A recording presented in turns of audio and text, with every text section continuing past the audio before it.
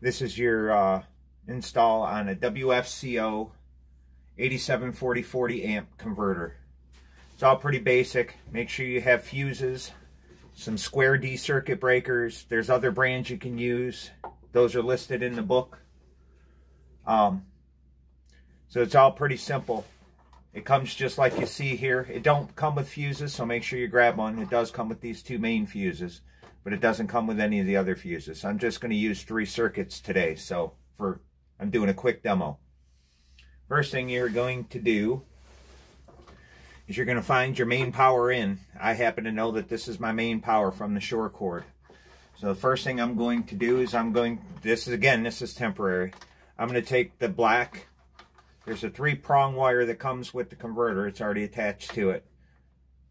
This you're going to leave alone. This end is already spliced for you, so you're just going to throw that on your black wire for your shore power coming in.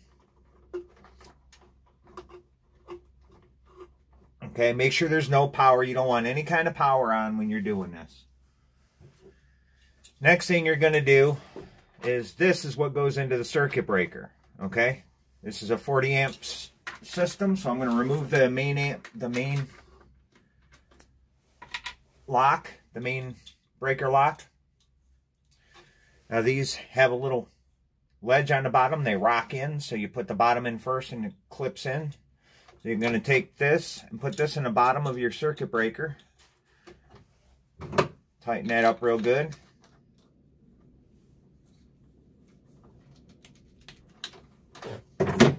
You're going to install that in the very first one. Again, at the bottom, and then just rock it in. That's your main breaker. This is a 40 amp system. I use a 40 amp breaker. You can use anything under that, under the max. Need to put that on.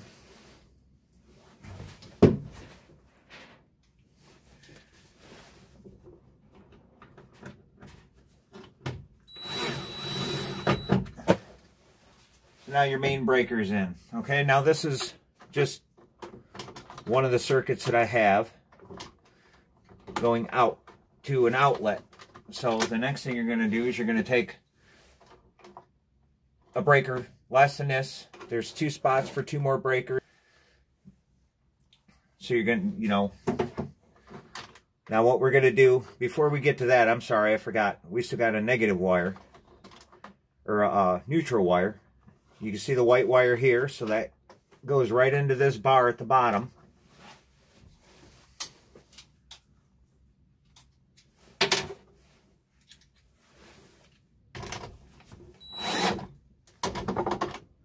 Missed it.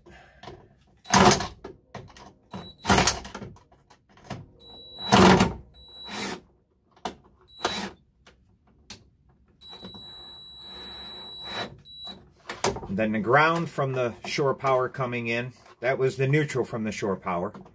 The ground from is going to go over here. This is your chassis ground. Before you do anything, you're going to want to make sure that this chassis ground, you run a wire to it and you ground it out to your trailer before you do anything. That's the first step. Take your ground wire, run it to your trailer, so you don't forget to do it and you don't make a mistake later. I'm going to pull these out of the way. I'm trying to get through this as quick as I can. Guessing I should have paid a little more attention. There we go. Again, you would not want to do this with power. That would not be good for anybody, especially you, because you'll be the one receiving the shock. These are all my ground wires for all my 12-volt circuits.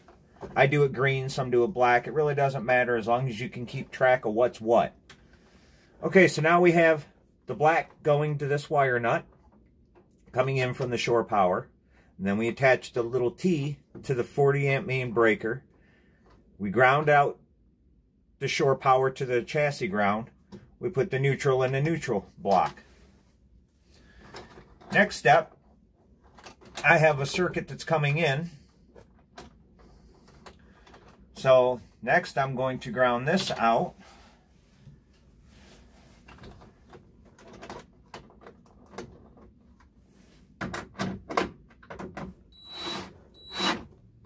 I'll be redoing all this. This is just a temporary hookup to make sure everything works before I close everything up.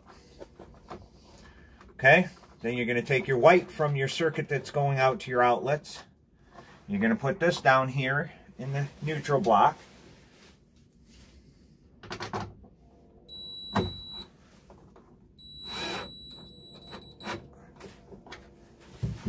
Always give them a good tug, make sure they're not going to come out. Then the black, what you're going to do with that, you're going to take one of your other breakers, which in my case is going to be a 20 amp breaker. And it's got the same thing in the bottom there as the first one. It's going to loosen that up. You're going to take the black wire from your outlets that are installed to into the breaker, which is go right in here. Which is, I probably should have gave myself a little bit more. I'm going to go up and behind.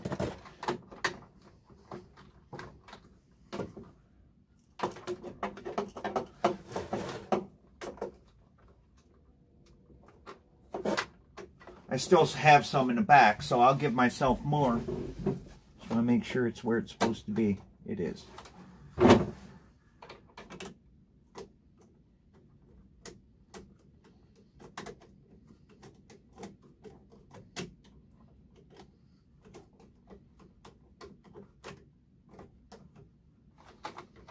The advantage of a 5 tall. You can almost stand. Alright, that's good and tight. It's into the bottom. You're going to do the same thing, but you're going to put it into the second slot. Again, a little rocket in. Put it into the bottom first. Push it in and it locks in. These are both off right now. So there's your two 110 circuits already wired into the circuit, into the box. Now just for room's sake and for quickness, these are my grounds for my 12 volts, so I'm going to take and ground these to the chassis ground as well. Chassis ground. So I'm just going to tie two of them together. If you run out of holes, you can get replacement blocks at Home Depot, Lowe's, with more holes on it. You just take this one out and put the new one in. So just to be quick, I'm going to replace this one because I still have a circuit or two to add, or a circuit to add for the galley. And this one ain't going to be enough because I'm already doubling. And I don't like to double at all. Just me. I don't have any spliced connections in the roof or anything like that. It's all... any of the connections are where they can be gotten to.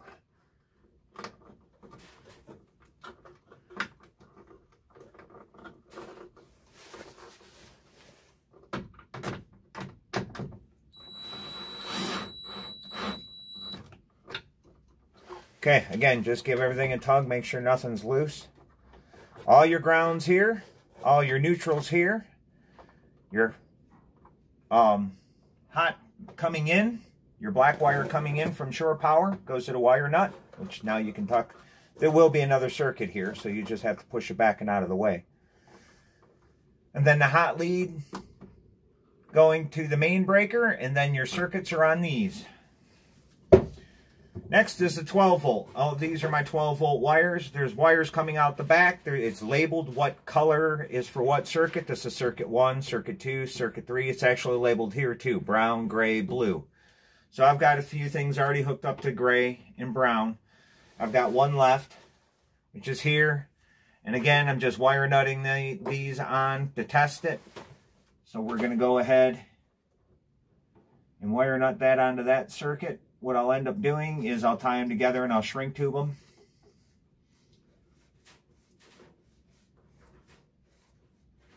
Alright, so now I've got all my 12 volt hooked up. These are all my 12 volt grounds. These are the wires that come out of the back. They're color coded and it tells you which circuit they belong to here. So you just put your fuses in here.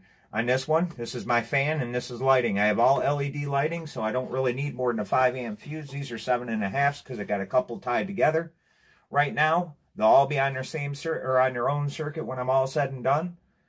But for the demo, that's pretty much it. It's done. Now this is my ground wire because again, it's just temporary and it's grounded to the chassis. So now I'm going to go plug it in and we're going to try it out. Be right back. Okay, I went and plugged it in. Also grabbed a fire extinguisher. Never be too careful. As you can see, nothing's smoking, nothing's burning. Everything's seems to be okay. So we'll try the fan first.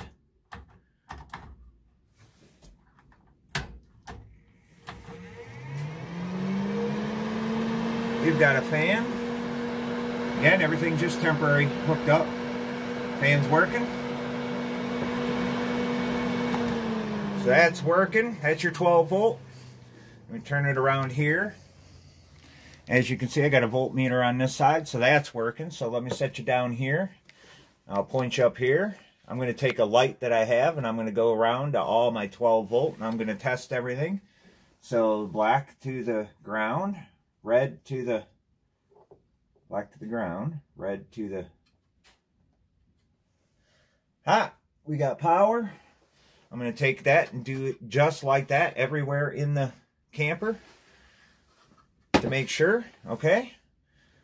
Then, bring you back around here, point you back at it.